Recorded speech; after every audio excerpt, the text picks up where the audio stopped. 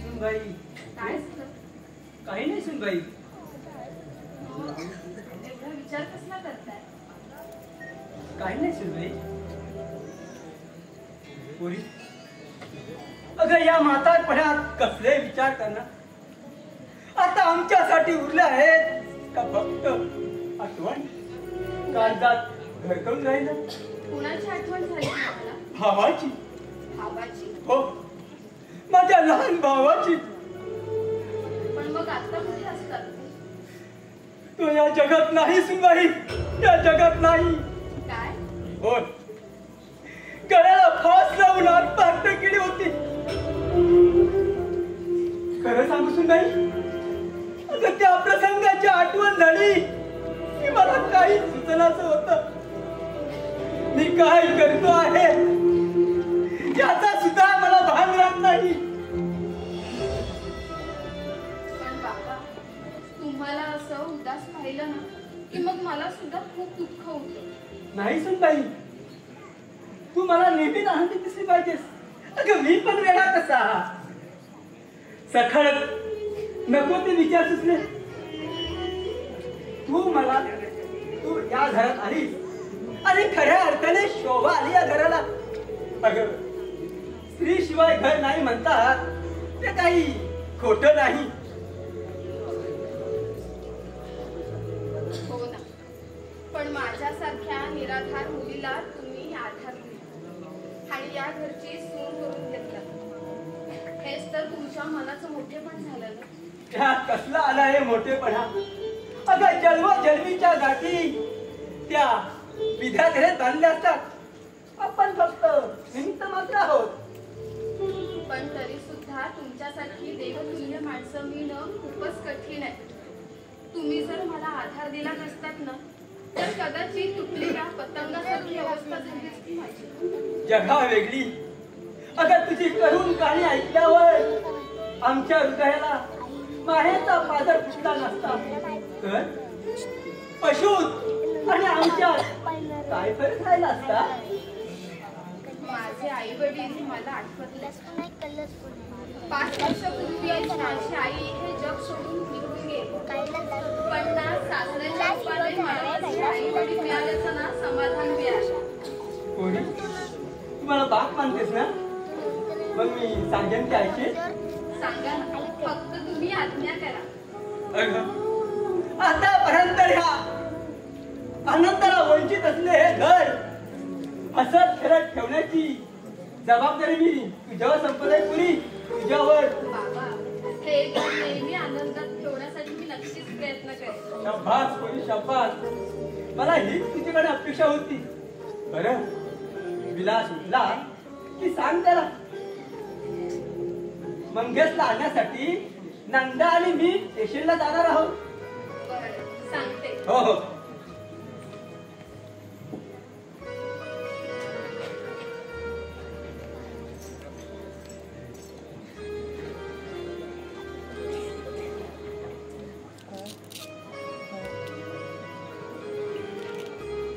काय रे, तू सकाळ सकाळ कुठे निघालास? पाण्याची झाडे घालायला. काय? अगं नवा झाडांनी पाणी घालायला. अरे बापरे, सकाळ सकाळ झाडांना पाणी घालणं तुला कसं काय आता सुचलं? यास कुठे सुचत या. मग? विलास साहेबांची ऑर्डर आहे ना. काय? काल त्यांनी चांगलंच खर्चावला की का बरं?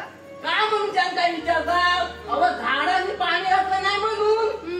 पाहिलं तुझ्या साहेबांना झाडांची किती काळजी आहे ती. तुम्ही आल्यापासून लय काळजी घेतात ते झाडांची. पण काय म्हणू ना बाई साहेब, लय जीवाय साहेबांचं तुमच्यावर. हे चल काहीतरी जा जा, तू आधी झाडांना पाणी घाल जा, नाहीतर साहेब आलेत ना तर ओरडतील तुला. ठीक आहे ताई साहेब.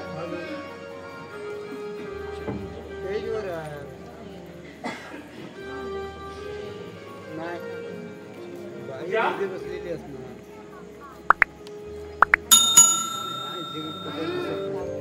महाशय उठलात का? हो. आता ये इथे बैस ना. मी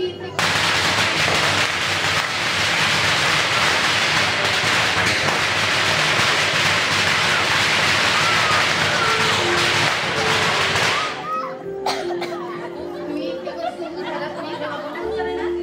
आपण दोघं मी करतो ना मदत तुला. मी असताना घरच्या कामाची चिंता तुम्हाला कशाला? तू यायच्या आधी मी ही कामं करतच होतो ना. हो मान्य आहे, पण आता मी आहे, शिवाय सोबत नंद सुद्धा आहे. मग तुम्हाला कशाला हवी घरच्या कामाची? तू काही म्हण पूजा, हम्म. तू आल्यापासून ना मी खूप आळशी झालोय बघ. ते कसं काय? अगं रोज 5 वाजता उठून घरातील सर्व कामं आटपून मी बरोबर 9 वाजता ऑफिसला जात होतो. आणि आता उठायलाच 9 वाजतात. हा, मग. ते काही नाही माझे. उद्यापासून मी तुम्हाला सकाळी 6 वाजता नाही नाही उठवते. नाही का? उद्या लवकर. हो हो, जर लवकर उठलात ना तर वेळेत कामावर जाल तुम्ही. आणि महाशय ऑलरेडी लेट झालाय तुम्हाला, तेव्हा तर चला स्नान करून घ्या. अगं राहू दे, नंतर करतो. हो चला म्हणतेय ना. अगं राहू दे ना. चला उठा आधी, काय आंघोळ करून घ्या.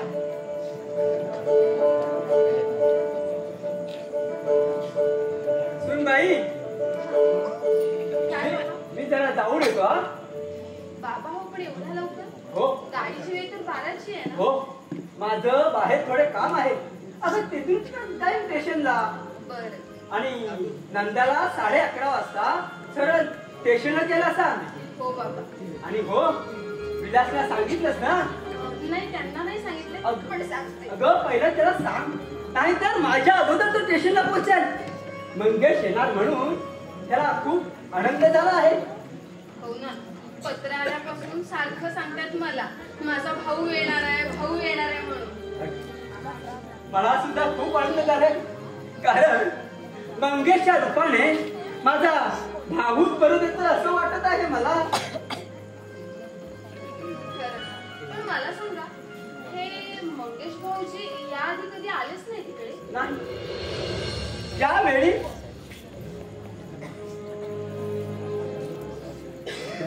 त्यांच्या तो 1 वर्षाचा होता तेव्हा त्याचे वडील वारले. त्यावेळी त्याची आई त्या लहानपणी आपल्या माहेरी घेऊन गेली, ती कायमचीच. पण का? कारण तिचं म्हणणं होतं आपल्या नवऱ्याच्या मृत्यूला कारणीभूत मी होत.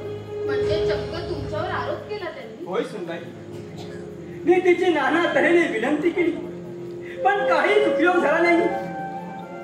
2 वेळा आणायला सुद्धा गेलं, पण एक जात येणार नाही असं कडक शब्दात बजावलं मला.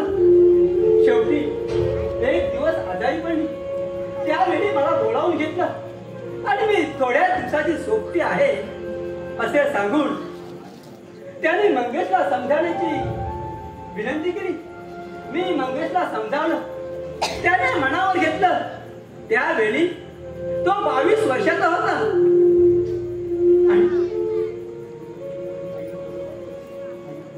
आणि आईला बरं वाटलं की मी तुमच्याकडे घेऊन येईन असं सांगितलं. मी तिथून निघालो आणि 8 दिवसाने मंगेशची आई स्वर्गवासी झाल्याचं पत्र आलं. मी मंगेशला आणण्यासाठी गेलो. त्यावेळी त्याला चांगली नोकरी असल्यामुळे त्याला सुट्टीमध्ये येईन म्हणून सांगितलं. पण सुनबाई, आज बरोबर 5 वर्ष झाली मंगेश घरी परत कधीच आला नाही. फक्त पत्रच पाठवायचा, एवढेच काय ते. आणि आता ते इतक्या वर्षांनी इथे येणार आहेत, म्हणजे तुम्हाला आनंद होणं हा साहजिकच आहे, हो ना? हो सुनबाई, तो आता इथे कायम राहणार आहे. तुला चालेल ना? बाबा, अहो हे काय विचार नाही झालं का? घेऊन या तुम्ही त्यांना. हो, पाठच्या भावाची माया लावीन मी त्यांना. शब्बास सुनबाई, शब्बास. बरं, येतो मी. हो, पण सांभाळून जा. अगं, किती काळजी घेशील?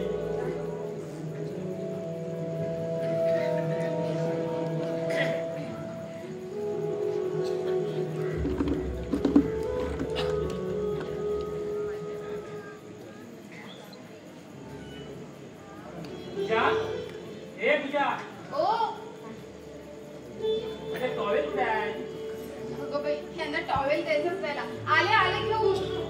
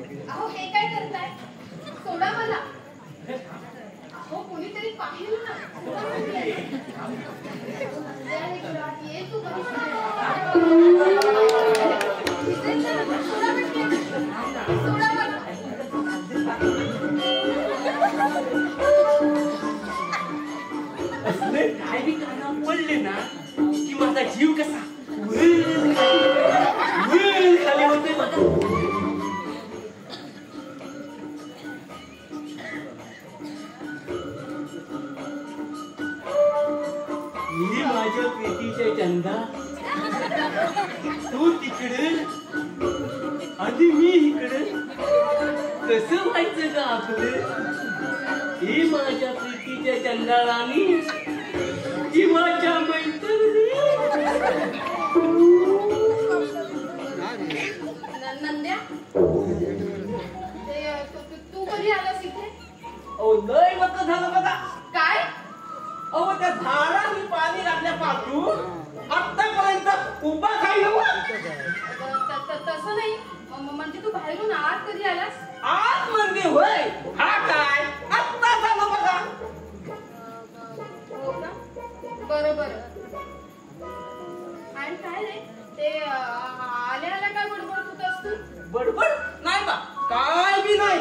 हाई नाही कसं ते चंदराणी वगैरे काहीतरी बडबड होतास तू? हे होय, हा. हे काय विचारू नका ताईला. काय? हे काय विचारू नका. तुझ्या हे तुझ्या ओ अगं कपडे कुठे आहेत माझे?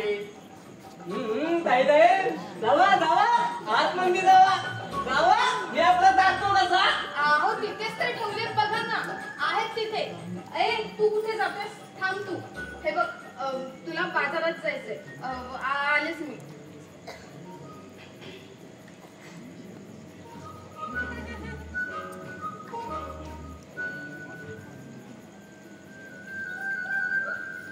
हे बघ, ही घे पिशवी आणि ही घे यादी. हे पैसे. त्या यादीत जेवढं काही लिहिलंय तेवढं सगळं घेऊन ये बरोबर. ठीक आहे ताई साहेब. जा.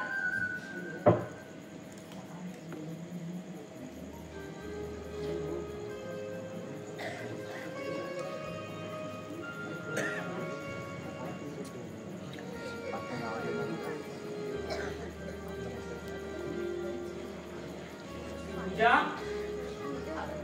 आले.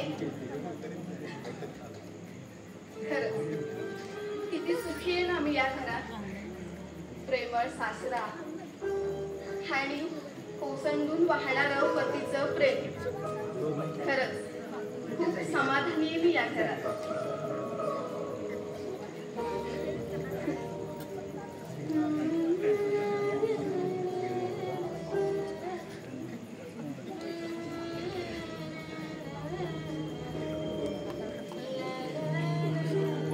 वा किती छान गातेस तू. खरंच? हो, तुझा आवाज खूपच गोड आहे. आणि मी त्याहीपेक्षा.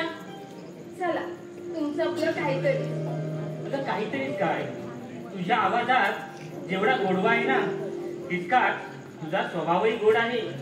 आणि तुझ्या या गोड स्वभावाने ना मी रागावणं सुद्धा विसरून गेलोय बघ. अच्छा, म्हणजे तुम्हाला रागवता सुद्धा येतं? पाहायचंय का तुला? नको ग बाई. घाबरलीस ना? साहजिकच आहे. हो, मी सर्वस्वी तुमच्यावर अवलंबून आहे.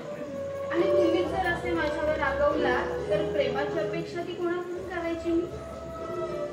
तुझ्या तू काही म्हण, रागावणं ही सुद्धा एक प्रेमाची दुसरी बाजू आहे. पती पत्नी मधील होणारे छोटे मोठे वाद प्रेमाची तीव्रता वाढवतात. परस्परांमध्ये होणारे गैरसमज दोघांनी समंजसपणे सोडवले तर दोघेही खुशीत राहू शकतात बघ. तुमच्या सुखातच माझं सुख आहे. तुमच्या सुखात ना अगदी दुःखाची सुद्धा वाटेकरी होईल. बापरे, एवढं प्रेम करतेस तू माझ्यावर? म्हणूनच तुमच्या सुखासाठी वाटेल ते करेन मी. तुमच्यावर येणाऱ्या प्रत्येक संकटांना धैर्याने सामोरं जाईल, पण तुम्हाला सुखी करेन. माझ्या सुखासाठी काय करू शकतेस तू तुझ्या? वाटेल ते करेन. वाटेल ते. एवढं प्रेम करतेस तू माझ्यावर? हो, खूप प्रेम करते मी तुमच्यावर. नाही म्हणजे नेमकं किती? एवढं? मग एवढं? मग एवढं? हो.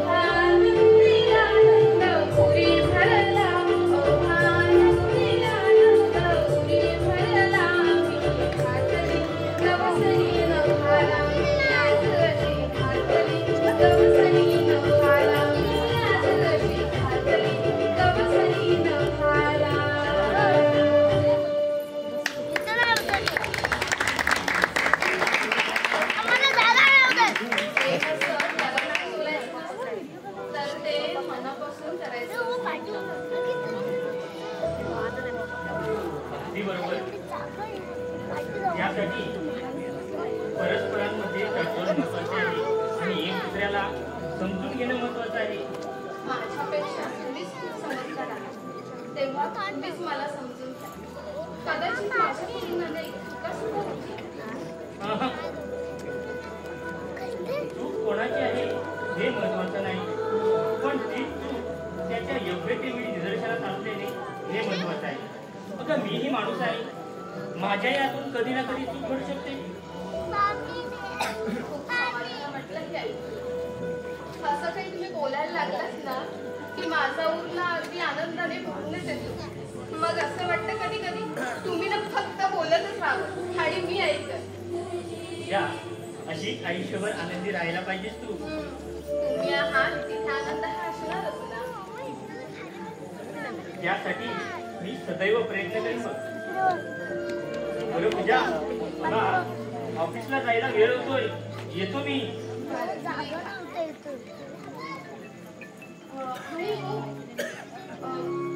तुम्हाला सांगायलाच विसरले. काय मंगेश भाऊजींना आणायला ना बाबा स्टेशनवर जाणार आहे. केव्हा? हो, त्यांना जाऊन अर्धा तास झाला, पण ते म्हणाले की मी माझं काम उरकून मी सरळ तिकडे जातो, तेव्हा तुम्हाला येऊ नका असं सांगितलंय त्यांनी. अगं पण बाबा का गेले आणायला? हो, तुमची खूप धावपळ होईल ना म्हणून. काय म्हणावं या बाबांना? किती वेळा सांगितलं आराम करा म्हणून, पण काही केलं ऐकत नाही. ते जाऊ दे, मंगेश येणार आहे तेव्हा त्याचं चांगल्या प्रकारे स्वागत कर. ओके, मी येतो. बाय.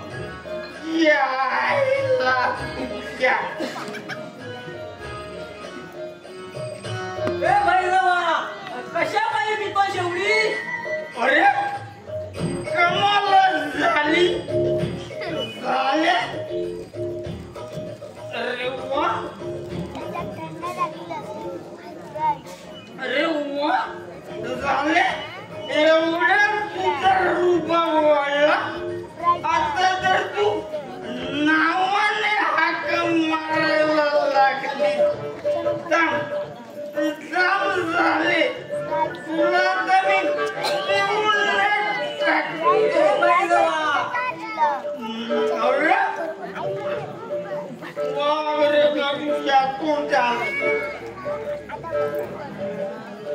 अरे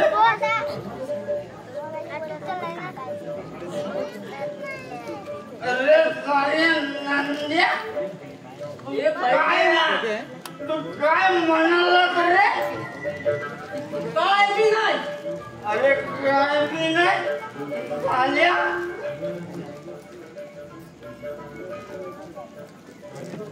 अरे झाल्या नंद्या अरे नंद्या झाल्या मी एवढा असलो म्हणून काय झालं अरे ऐकायला चांगलं येतंय मला अरे तू झाल्या बहिऱ्या कोणाला म्हणाला रे अरे तुलाच मला होय अरे रांडे या तुला काही लाज शरम काय आहे की नाही त्यात येत असली लाज शरम मला सांग तुम्ही लोक मासली काय म्हणता रे तुसणी होय अरे तुसणी आम्ही नंद्या म्हणतो तसा तुझं नाव भैरवा म्हणून मी तुला भैर्या म्हणालो अरे डायरेक्ट भैर्या होय अरे रांडेश्या तुला काही काका अरे मामा दादा असं काही म्हणता येतं की नाही अरे भैरवा तू काका मामाला म्हणायच्या लायकीला तर राहिलाच ना रे एक नंबरचा बेवडा तू अरे मी बेवडा असलो म्हणून काय झालं अरे आम्हाला पण काही प्रतिष्ठा आहे की नाही अरे इज्जतीने जगतोय आम्ही इज्जतीने समजलं का इज्जत अहो बघा तेव्हा गटारात लोळत असतो ह्यो अरे त्याला सुद्धा भाग्य लागतं नाही द्या भाग्य अरे झाल्या अरे सगळ्यांच्या नशिबात नसतंय ते अरे आता कळ मग माझं त्या गटारात पडायचं भाग्य कशा पाहिजे अरे ते तुला नाही कळायचं अरे तू झाल्या कालचा अरे शामडा कोण अरे तुला काय कळणार या गोष्टी आणि काय रे झाल्या नांद्या काय अरे तू मोठ्या गोष्टी करतोस पण झाल्या अरे माझ्या समोर उभं राहायची तरी तुझी लायकी आहे का नाही अरे माझे हे हात हा माझे हे हात काय अरे वर पर्यंत पोचलेले आहे अरे वर परत म्हणजे रे अरे वर पर्यंत म्हणजे तुला समजत नाही नाही बा मला काही समजत नाही अरे वर पर्यंत म्हणजे हा? वर पर्यंत पोचलेला माणूस आहे अरे वा अरे मला अगोदर चालला अरे म्हणूनच चालल्या मी म्हणतो अरे माझ्या समोर उभं राहायची पण तुझी राहायची नाही पण म्या म्हणता तुझ्या मला उभं राहायची लायकी नाही म्हणतोस अरे बोलायची लायकी नाही म्हणतोस मग माझी लायकी कशा मंदिर या दारूच्या बाटली म्हणजे नंद्या ए नंद्या अरे घे अरे घे अरे एकच घोट घे अरे कशी तरतरी येते ते बघ. तुझी बडबड बंद कर आणि चालता व्हायचं बघू अरे रांडेच्या तू मला चालता म्हणतो मला अरे या भैरवाला तू चालता म्हणतो अरे झाल्या तेवढी लायकी तरी आहे करे तुमची आला परत साला लायकीवर आला अरे तुम्ही लोक आम्हाला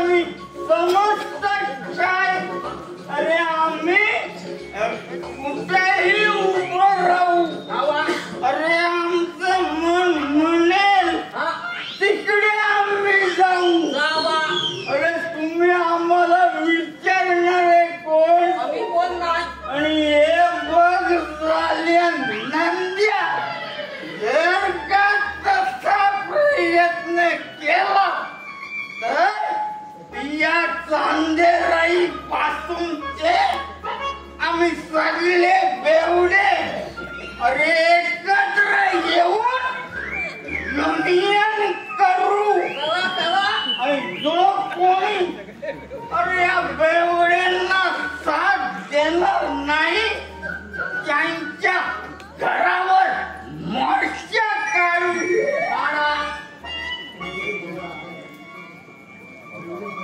अरे बघ बेवडेशाही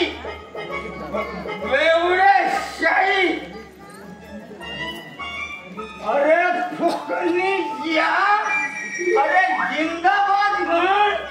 अरे पण मी तुझ्या मोर्चात आहे कुठं? ठीक आहे म्हणजे तू आमच्या मोर्चात येणार नाही? अजिबात नाही. ठीक आहे तू नको येऊस आमच्या मोर्चा पण झाल्या नंद्या अरे एक ना एक दिवस तुला आमचा सभासद करून घेऊ. हे झाल्या तू लक्षात ठेव. बोला बेवडेशाही जिंदाबाद बेवडेशाही जिंदाबाद बेवडेशाही.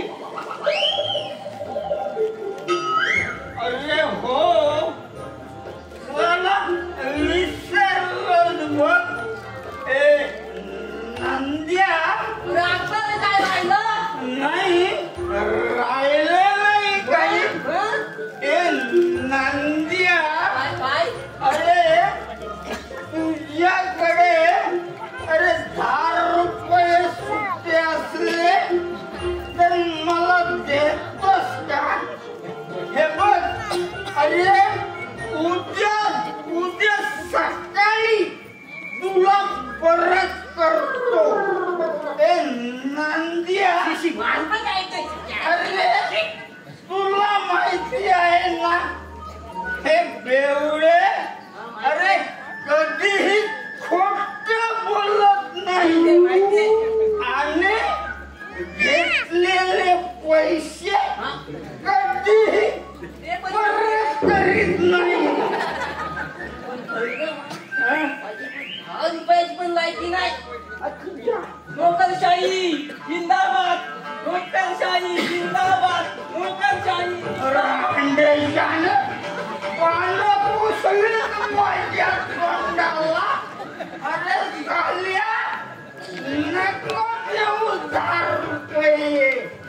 अरे 10 रुपये काय अरे 10 रुपयाची माझी कुठेतरी व्यवस्था होईल. काय सकू यायला.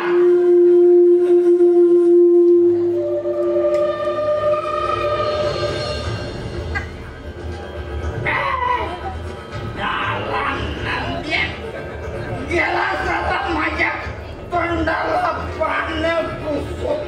अरे बेवड्या अरे साल्या तू बेवड्या कोणाला म्हणतोस रे? तुला अरे साल्या तुझा बाप बेवडा चोपास अरे तुझ्या बापाचा बाप बेवडा रांडेचा मला बेवडा म्हणतोय. अरे अरे एवढा चिडतोस का? तुला 10 रुपये पाहिजेत ना? मी देतो तुला 10 रुपये. अरे आग लागली तुझ्या 10 रुपयाला. अरे तुझ्या सारख्याचा पैसा घेण्यापेक्षा अरे दारू शिवाय राहील मी. पण झाल्या तुझ्या सारख्या गुंडाचा अरे आरामचा पैसा नकोय मला. साला दारूसाठी दारोदारी भीक मागतो पण साल्याच्या मिजाज केवढ्या. हे झाल्या अरे तुझ्या बाप्पाकडे तर गेलो नाही ना. हे आता साल्या जास्त बोलले ना तर आतड्या काढून हातात दे. अरे झालं रांडेच्या हो आलाय मोठा आतड्या काढणारा. हे झाले फक्तला शाना समजतोय साला. हे साल्या कैलासचे अरे तू मला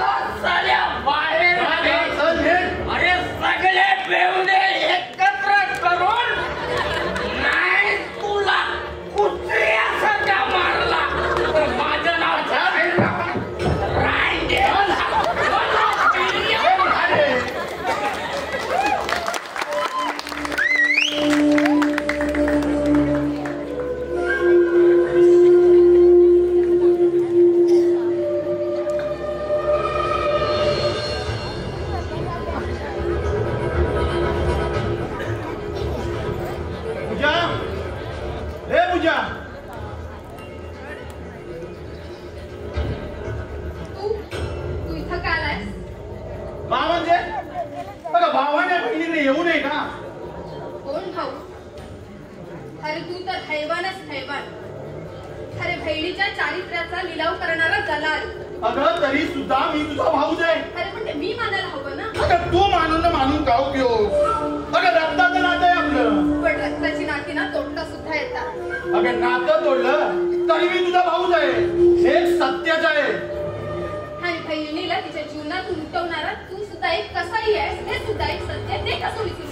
सत्याच्या गोष्टीत तू मला शिकू नको. हो ना, मग मुकाट्याने चालायला लागली तू. तुझी ना सरी पापी पडे छाया सुद्धा नको माझ्या. चुप. साही भावाला चालती म्हणते. अगं भावाला पाहता तुला आनंद व्हायला पाहिजे होता. एवढी नशीबवान नाही ना. अरे भाव समोर दिसतात ना बहिणीचा ऊर आनंदाने भरून येतो. एवढी माया असते बहीण भावाच्या नात्यात. पण तुला पाहिलं ना की त्याच नात्याची ना किळस करावीशी वाटते मला. अगं लहानाची मोठी झालीस माझ्या बरोबर, तेव्हा तुला कधी किळस नाही वाटली माझी. आणि तेव्हा तू माणसात होतास, राक्षस त्यांच्या पंक्तीत बसत नव्हता. अगं ज्यांना तू राक्षस समजतेस ना त्यांनी तर मला जीवनाचा खरा अर्थ शिकवला. अगं त्यांनी तर मला पैसा पुरवला, नाहीतर आपल्याकडे होतं तरी काय. अगं आई दुसऱ्यांकडे भांडी कुंडी घासायची, अर्धी भाकरी वाटायला यायची, ती खायची. अरे त्या अर्ध्या भाकरीत जेवढं सुख समाधान होतं ना तेवढं तुझ्या हरामाच्या पैशात नव्हतं. अरे कसलं ते सुख? दुसऱ्याने फेकलेला तुकड्यावर जगायचा असं हरामाचं जीवन मला मान्य नव्हतं. अगं मला हवा तो फक्त पैसा आणि पैसा बस. आणि त्याच पैशासाठी स्वतःच्या बहिणीचा लिलाव करायला निघाला. अरे तिने बहीण भावाच्या नात्याची जरा सुद्धा पर्वा केली नाही. अगं जिथे पैशा पुढे जर शून्य होतं ना तिथे नात्याचा उपयोग का उभा करावा. अरे तू तो विचार केला नाहीस ना म्हणून तू माझा लिलाव करायला निघाला होतास. अरे पण कसा या ज्या परमेश्वरानं बहीण भावाचं नातं जन्माला घातलं ना तो पाठीराखा परमेश्वर माझ्या पाठीशी उभा राहिला. अरे त्याचेच अनंत उपकार झाले माझ्यावर म्हणून मी तुझ्या तावडीत होते. पण आता सापडलीस ना. म्हणजे मी तुला न्यायला आलोय तुझ्या माहेरी. चल येतेच ना तुझ्या माहेरी. अरे चांडा चालायला आणि मी तुझ्या बरोबर यायला मी आता तुझी बहीण नाहीये तर एका प्रतिष्ठित माणसाची ना धर्मपत्नी आहे. तू कोणाची पत्नी असलीस ना त्याने मला काही फरक पडणार नाही. पण एक लक्षात ठेव जे मी तुला सौदा केलं ना की ते तुला मी घेऊन जाणार आहे. अरे नीच माणसा असं जर काही बोलशील ना तर थोबाड रंगवून ठेवेल. ए जास्त हिंमत आली तुझ्या, जास्त बोललीस ना तर गळा दाबून ठार करेन तुला. पण मारता मारता तुझा सुद्धा जीव घेणं होतं लक्षात. लग्न केलं पण एक प्रकारची हिंमत आली तुझ्या. अगं दाद दिली पाहिजे तुझ्या हिमतीला. साली मेव मेव करणारी माणसं आज एका वाघाची शिकार करायला निघाली. अरे मांजरीला जर कोंडून मारलं ना तर मारण्यापूर्वी ना मारणाऱ्याचा सुद्धा नरडीचा खोप घेऊ शकते एवढं लक्षात ठेव. डायलॉग मारती साली. चल हे बघ आता जास्त शोभा करून घ्यायची नसेल ना तर मुकाट्याने तोंड काळं कर तुझं. तुला घेऊन जाणं कसं शक्य आहे? आणि मी तुझ्या बरोबर येईन असं वाटतं तुला? तुला काय वाटलं? अगं माझ्या गजाकडून सुटलून लग्न केलंस म्हणून मी तुझा शोध घेतल्याशिवाय राहील. अगं सापाची अवलाद आम्ही सापाची. अगं हातातून सुटलेलं सावध कोणत्या बिला जाऊन लपतं ना हे आम्हाला चांगलं माहिती आहे. अरे म्हणून तर तुझ्या इथपर्यंत पोहोचलोय मी. मग मी तुझ्या बरोबर येईन असं जर तुला वाटत असेल ना तर तू तुझा भ्रम आहे. पण मी तुला घेऊन गेल्याशिवाय राहणार नाही. आणि तुला तर ते या जन्मी सुद्धा शक्य होणार. ठीक आहे. तू जर ऐकलं नाहीस तर या घराच्या बरबादीला कारणीभूत तू ठरशील. अगं तुझ्यामुळे हे घर बरबाद होणार आहे. माझ्या मार्गात जे आडवं असतं ना त्याला मी दूर कसे करतो हे तुला चांगलं माहिती आहे. अगं तुझ्या विकासची काय परिस्थिती केली हे अजून चांगलं लक्षात असेल. अरे नीच माणसा तुझं ते कृत्य कसं विसरू शकेल. विकास माझ्या बरोबर लग्न करायला तयार झाला म्हणून तू त्याचा खून केला. सांगून ऐकला नाही साला. म्हणतो पूजावर प्रेम करतो पाठवला ढगात साल्याला. आणि हो इथे माझ्या मार्गात अडवायला ना त्याला मी हातात बाजूला करेन. अरे पण का? पैशासाठी. अगं मला फक्त पैसा हवाय. आणि हो तुला जर या घरात सुखाने संसार करायचा असेल ना तर मला मुकाट्याने 1 लाख रुपये दे. काय 1 लाख रुपये? अरे पण एवढी रक्कम मी कुठून आणू? कुठून नाही यार काही कर पण मला पैसे हवे आणि या त्रासातून मुक्त हो. अरे पण एवढे पैसे माझ्याकडे नाहीये. तो तुझा प्रश्न आहे. तुला जर या घरात राहायचं असेल ना तर मला पैसे हवेत. आणि हो, तुझा भाऊ आहे ना हे तुझ्या नवऱ्याला कळता कामा नये. आणि जर कळलं त्याचे परिणाम काय होतील हे तुला चांगलं माहिती आहे. वेड्या बहिणीची वेडी माया. पहा जातो. कैलास, तू केव्हा आलास? अरे आणि असं अचानक? अरे इथे यायचा योगायोग झाला. म्हटलं तू पत्ता दिलाच होता, पण जाता जाता भेटून जाऊ तुला. बरं, आलासच आहेस तर जेवण करूनच जा. नको विलास, अरे पुन्हा कधीतरी. ठीक आहे, असं म्हणतोस. पूजा, मी तुला म्हटलं होतं ना ऍक्सिडेंट होता होता वाचलो ते याच माणसामुळे. काय? हो, त्या दिवशी या कैलासने मला जर बाजूला ओढलं नसतं ना तर तो भरधाव आलेला ट्रक माझ्या अंगावरून गेला असता. तसं म्हटलंस तर एक प्रकारे पुनर्जन्म दिला या कैलासने मला. नाही विलास, अरे एखाद्याचं प्राण वाचवणं ना हे माणसाचं कर्तव्यच आहे. आणि त्या दिवशी आपण दोघेही बस स्टॉपवर उभे होतो. अरे माझं लक्ष गेलं नसतं ना तर आपणही दोघे ट्रक खाली गेलो असतो. पण ते होतं ना ते चांगल्यासाठीच होतं. कारण ज्याच्या शोधात मी निघालो होतो ना ते माझ्या समोरच राहावं हे माझ्या सौभाग्यच नाही का? म्हणजे मी समजलो नाही काही. अरे तसं नाही रे, तसा मी या शहरात नव्हता. मलाही चांगल्या मित्राची गरज होती आणि तू भेटलास. यापुढे आपण चांगले मित्रही होऊ.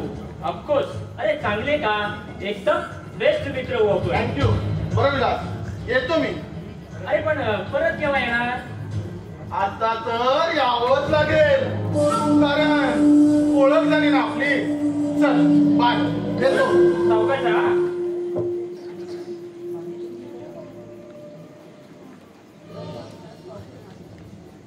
पूजा, का ग तू एवढी अस्वस्थ का? हे बघा विलास, या माणसाला जास्त जवळ करणं योग्य वाटत नाही मला. अगं पण का? का? मला स्वभाव त्याचा खूप विचित्र वाटला. अगं त्याचा स्वभाव कसाही असला तरी त्याने माझे प्राण वाचवले हे विसरू नकोस. त्याबद्दल मी त्याची जन्मभर ऋणीच राहील. पण का? मला ना खूप भीती वाटते. अगं पण का? कदाचित हा गुंडमावाली पण नसेल. अगं पूजा, त्याच्यावर जरी विश्वास नसला तरी माझ्यावर विश्वास आहे ना तुझा? स्वतःवर नाही ना एवढा विश्वास आहे माझा तुमच्यावर. तरी सुद्धा तू घाबरू नकोस पूजा. असे विचार करण्याचे दिवस तुझ्यावर कधीच येणार नाही. ओके? नमस्कार विलासराव. नमस्कार. पूजा, तू आज जा बघू. विलासराव, हो चहा वगैरे आणायला सांगू नका. नाही म्हणजे विचारणं अगोदर सांगितलं बरं. चहा आलेल्या पाहुण्यांना विचारला जातो, दारावर आलेल्या भिकाऱ्याला नाही. भिकारी? कोण भिकारी? तुम्ही. आणि कोण? इलेक्शन जवळ येता आपल्या स्वार्थासाठी मतदानाची भीक मागणारे भिकारी तुम्ही. असं असं म्हणजे आम्ही मत मागतो म्हणून भिकारी नाही का? काय करणार बाबा. अरे यार, राजकारणात टिकून राहायचं म्हणजे मातांची भीक मागावी लागते. मग जी काही भीक मागायची आहे ना ती घराच्या बाहेर आत यायचा प्रयत्न करायचा नाही. अरे रे, अरे एवढा चिडतोस कशाला? अरे मी तुझ्या फायद्याचं बोलायला आलो आणि तू मला न येण्याचं नकार देतोस. माझ्या फायद्या तोट्याचा विचार करायला मी समर्थ आहे. कमाल आहे. अरे माणसाला तहान लागली की पाण्याजवळ जावं लागतं. अरे इथे तर पाणी तुझ्या जवळ आलंय आणि तू त्याला ठोकर मारतोयस. मुद्द्याचं बोला आणि निघायचं बघा. मग ऐक, चंद्रभागा अपार्टमेंटचा कॉन्ट्रॅक्ट माझ्याकडे आलाय. हो, माहित आहे मला. माहित असून सुद्धा त्यात जास्तच लक्ष घालतायस. जॉब आहे का माझा? मी कुठे नाही म्हटलं, पण चंद्रभागा अपार्टमेंटच्या कॉन्ट्रॅक्ट मधून जाण्याचे किती पैसे घेणार? अच्छा, म्हणजे माझ्या इमानदारीची दलाली करायला आला तर इथं? हवं तर तसं समज. अरे काय करणार? अरे धंदा आहे इमानदारीचा, पण स्वतःच्या फायद्यासाठी बेईमानी करावी लागते. म्हणजे चंद्रभागा अपार्टमेंट साठी हलक्या प्रतीचा माल वापरून लाखो रुपये कमवायचे तुम्हाला. अगदी बरोबर बोललास. पण हलक्या गतीचा माल वापरल्याने चंद्रभागा अपार्टमेंटचं भवितव्य धोक्यात येणार आहे, याचा विचार केलात का जरा? अरे त्याचा विचार आपण काय करावा?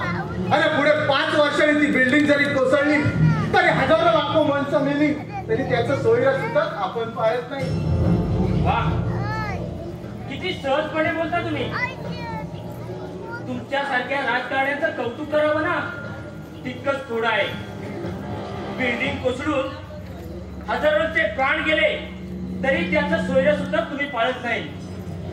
कारण माणसांच्या मुद्द्यावर नाचणारे हैवान तुम्ही. Shut up! अरे लाज कशी वाटत नाही तुम्हाला? ज्या जनतेने मताच्या बळावर तुम्हाला मोठं केलं, अरे त्यांच्या सुरक्षेची आहे ही विडंबना. त्याला जबाबदार आम्ही आहोत असं म्हणायचंय का तुला? अर्थातच. अरे बिल्डिंग उभी करणारे सुद्धा तुम्ही आणि कोसळणारे सुद्धा तुम्ही. आरोप करतोय तू माझ्यावर. स्वतःच्या तोंडाने कबुली दिल्यावर आरोप कसले द्या? घातपात होतातच कसे हे जर का तुम्हाला विचारले तर सरळ सरळ ते अतिरेक्यांची नावे पुढे करता. घातपाताला जबाबदार सरळ सरळ त्यांना धरता. मग त्यांची पाळमुळं खणून का नाही काढली जात?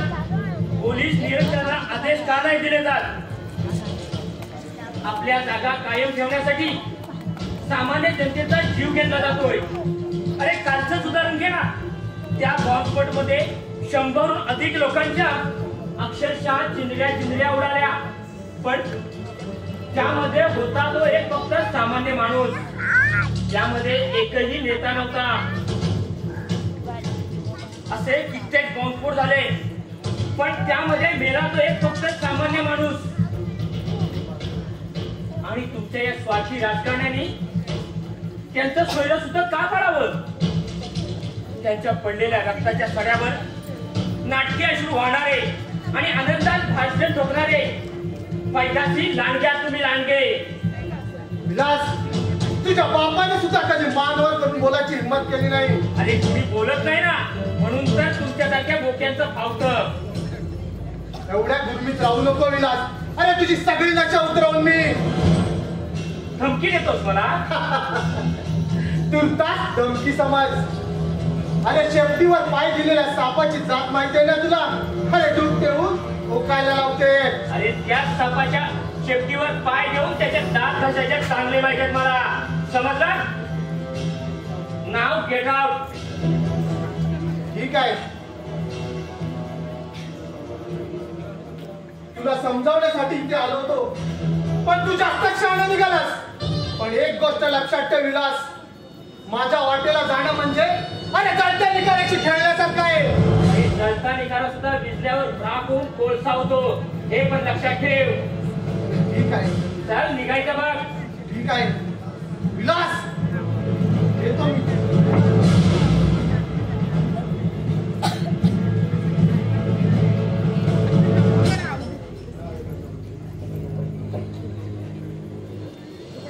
साहेब तुम्ही इथं?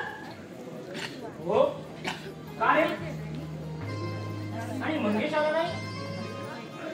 कुठे आहे तो? अहो ते तुम्हाला भेटाया मोठ्या मालकांनी घेऊन ऑफिस मध्ये गेले. ठीक आहे. पूजा, हे पूजा. काय म्हणताय? अगे मंगेश आलाय. तुम्ही खरंच की काय? हो अगं माझा मंगेश आलाय आणि तो मला भेटायचं सोडून बाबांना घेऊन सरळ ऑफिस मध्ये गेलाय. हे बघ, तू त्याच्या जेवणाची व्यवस्थित काळजी घे. मी येतो त्याला घेऊन. Okay, bye.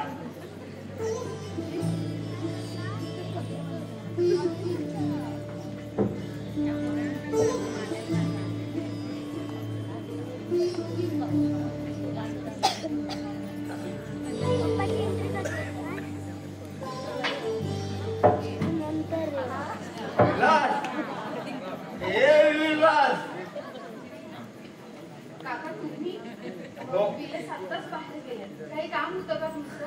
अगं माझं कसलं काम असणार? आठवण आली की येतो इकडे. इथे आल्यावर मनाला समाधान मिळतं पोरी. या बेवड्या काकाला फक्त याच घरात इज्जत मिळते. काका, एक विचारू तुम्हाला? विचार पोरी. अगं कोणत्या पोरींना सुद्धा एवढी माया लावली नसती तेवढी माया तू या बेवड्या काकाला लावली. काका, जेव्हा जेव्हा मी तुम्हाला पाहते तेव्हा तुम्ही असे नशेमध्ये असता. का पिता तुम्ही एवढे? स्वतःला समजवण्यासाठी मन एकटं पडू नये म्हणून मी दारू पितो. दारू अगं माझं कुणीच नाही म्हणून या दारूनं सोबत केली माझी. तुला काय सांगू पोरी. अगं कुणाची दृष्ट लागावी असाच आमचा सुखात संसार चालला होता. 2 कोंड सासी मुलं जीवापाड प्रेम करणारी माझी पत्नी. खूप प्रेम करायचो मी माझ्या पत्नीवर. पण कुठून मला अवदसा सुचली आणि दुसऱ्यांचं ऐकून मी माझ्या पत्नीच्या चारित्र्यावर संशय घेऊ लागलो. अगं तिला या हाताने धक्के मारून घराबाहेर काढली. तिच्या बरोबर दोन्ही मुलंही निघून गेली. त्यावेळी मी काही एक ऐकून घ्यायच्या मनस्थितीत नव्हतो. माझी पत्नी निर्दोष होती. तिच्या हातून कोणतंच पाप घडलं नव्हतं. हे मला उशिरा कळलं. अगं तेव्हापासून मी तिचा शोध घेतोय. पण आजपर्यंत ती मला भेटलीच नाही. आज ना उद्या ती मला भेटेल या एकाच आशेवर आज मी जगतोय. या दारूच्या आधारावर. संशय माणसाला डुबवतो ते काही खोटं नाही. अगदी बरोबर बोललीस पोरी. अगं संशयाने तर माझा घात केला. माझा सोन्यासारखा संसार माती मोल झाला. झालं ते झालं. पण आता तरी हे सगळं विसरून प्यायची कमी करा. प्यायची कमी करू म्हणते. अगं बायको मुलांसाठी आतुर झालेल्या या जीवनाची अवस्था काय झाली याची सुद्धा कल्पना नाही.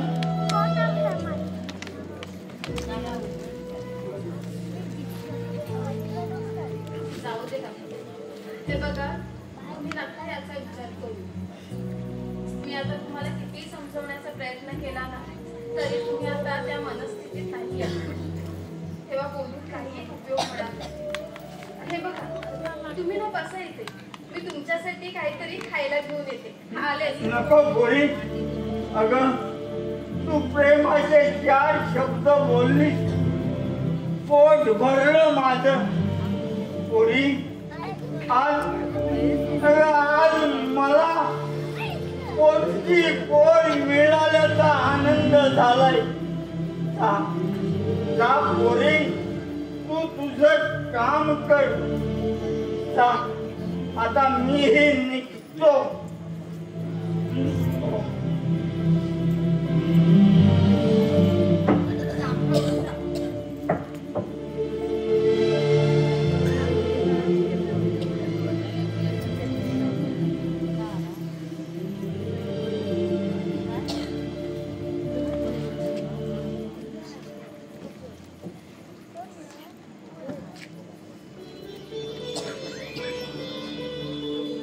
ये मंगेश, ये. बस.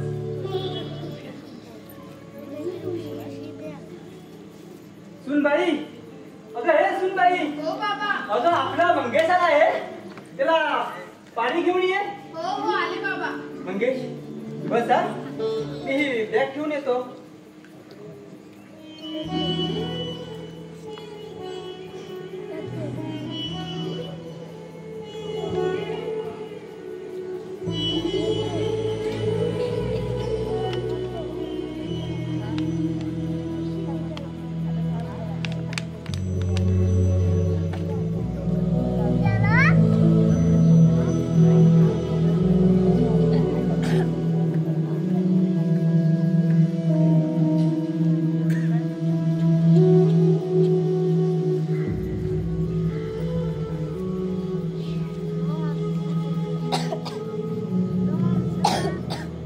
भाऊजी हे घ्या पाणी.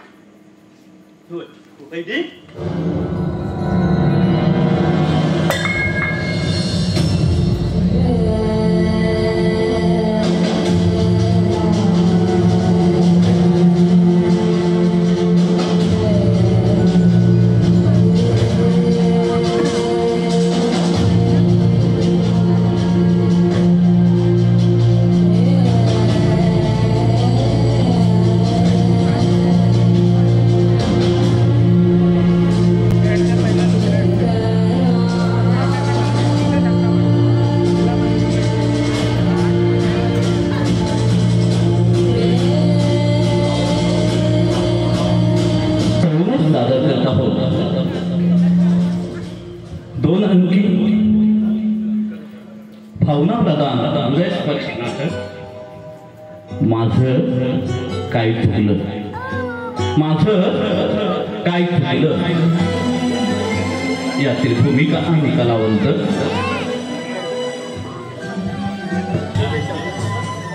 आशिष मोहिते, नंद्या सचिन उर्फ भाऊ निमरे, विलास मंगेश निमरे, कैलास सच्चिदानंद उर्फ बबलू निमरे, भैरवा कृष्णा मोहिते, पूजा कुमारी सुरेखा नाकरेकर, श्री यशवंत मानके लिखित श्री चंद्रकांत निमरे दिग्दर्शित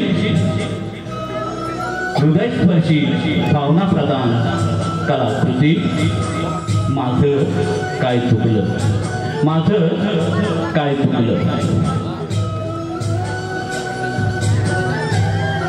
ध्वनी संकलन Mauli sound service proprietor Dattaram Mohite, light व्यवस्था रवींद्र गोवळकर, मेकअप मॅन रंगभूषा मारुती तळेकर, संगीत योगेश मांडवकर, हार्मोनियम विश्वनाथ बुवा भाटे, तबलाचा दिलीप टिकेकर, नैपथ्य रखमाई विठ्ठल नाट्य मंडळ पुणे, श्री यशवंत मानके लिखित श्री चंद्रकांत निमरे दिग्दर्शित दोन अंकी भावना प्रदान नाट्य कलाकृती माझं काय चुकलं, माझं काय चुकलं, माझं काय चुकलं. यासाठी आलेली देणगी याप्रमाणे आहे. संतोष राजाराम मुळे यांच्याकडून 101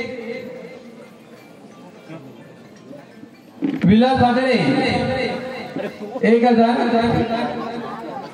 मनीषा मोहन सांडीम यांच्या स्मरणार्थ मोहन सांडीम यांच्याकडून 500 रुपये ओमकार विजय निमरे यांच्याकडून या सर्व कार्यक्रमासाठी 200 रुपये तसेच कुमार सुरेखा सुरेश पवार कैलासाची सुरेखा सुरेश पवार आणि कैलासाची लहू सुरेश पवार यांच्या स्मरणार्थ कुमारी प्रचिती यांच्याकडून 1500 रुपये आलेले आहेत. तसेच गौरी प्रशांत डोंगरे श्री गणेश प्रसाद डोंगरे आणि समर्थ अमोल डोंगरे यांच्याकडून 1000 रुपये. तसेच नंदकुमार मुळे यांच्याकडून सर्व कार्यक्रमासाठी